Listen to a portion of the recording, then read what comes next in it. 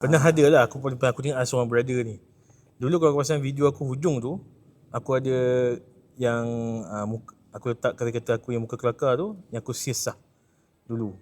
Hujung Siasah tak? Kau pasal tak ada dah benda tu?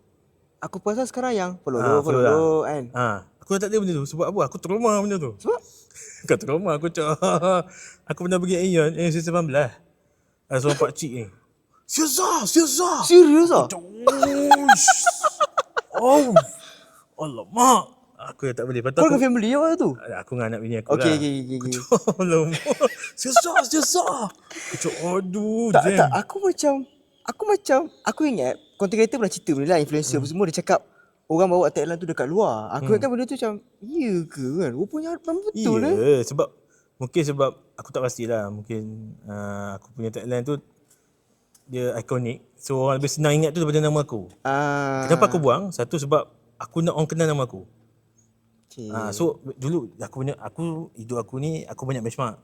Selagi orang tak jumpa aku, tak sebut nama aku rasa aku belum cukup berjaya kan. Faham.